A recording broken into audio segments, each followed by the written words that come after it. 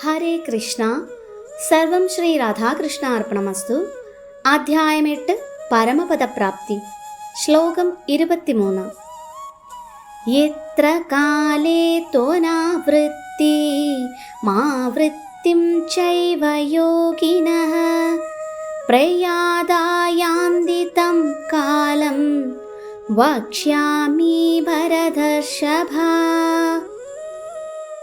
വിവർത്തനം. ഹേ ഭരതശ്രേഷ്ഠ, ഏതേതു കാലങ്ങളിൽ ദേഹത്യാഗം ചെയ്യുന്ന യോഗിക്ക് പുനർജന്മം വേണ്ടിവരില്ല എന്നും ഏതേതു കാലങ്ങളിലായാൽ വീണ്ടും ജനിക്കണമെന്നുമുള്ളത് ഇനി നിന്നോട് പറഞ്ഞു തരാം. ഭാവാർത്ഥം.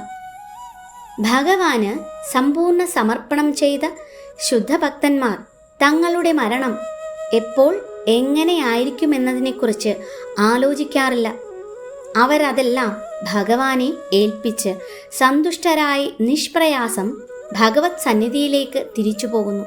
ശുദ്ധഭക്തരല്ലാത്ത കർമ്മജ്ഞാന ഹഠയോഗാദി സാക്ഷാത്കാര പദ്ധതികളിൽ ഏർപ്പെടുന്നവർക്കാകട്ടെ ജനിമൃതികളുള്ള ഈ ഭൗതിക ലോകത്തിലേക്ക് തിരിച്ചു വരണമോ വേണ്ടയോ എന്ന് തീരുമാനിച്ചുകൊണ്ട് അതിനുതകുന്ന സമയത്ത് ദേഹത്യാഗം ചെയ്യേണ്ടതുണ്ട്.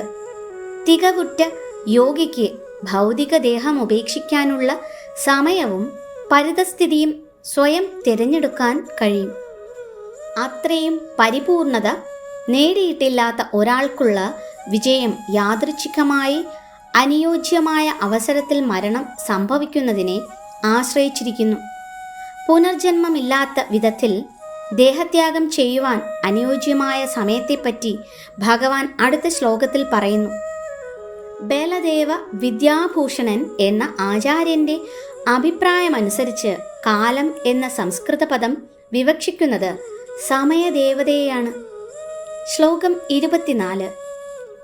അഗ്നിർജ്യോതിരഃ ശുക്ല ഷണ്മാസാ ഉത്തരായണം തത്ര പ്രയാതാഗച്ഛന്തി ബ്രഹ്മവിദോ ജനാഃ.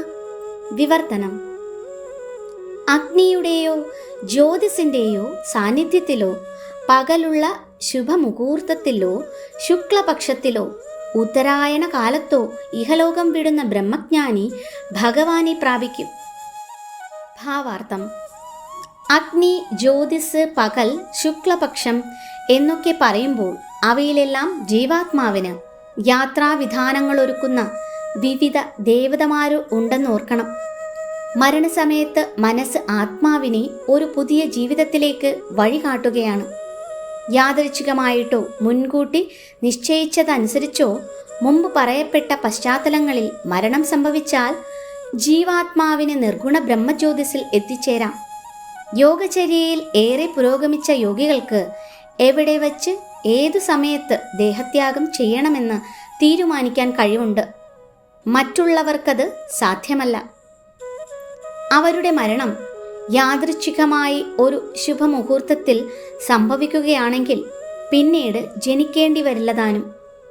അങ്ങനെ അല്ലാത്ത പക്ഷം അവർ തിരിച്ചു വരാനുള്ള സകല സാധ്യതകളുമുണ്ട്. ഏതായാലും കൃഷ്ണാവബോധമുദിച്ച ഒരാൾക്ക് മരണം ശുഭമുഹൂർത്തത്തിലാകട്ടെ അശുഭ അവസരത്തിലാകട്ടെ യാദൃച്ഛികമാകട്ടെ മുൻകൂട്ടി നിശ്ചയിച്ചുറച്ചതാകട്ടെ പുനർജന്മത്തെപ്പറ്റി ഭയപ്പെടാനില്ല. ഹരേ കൃഷ്ണ.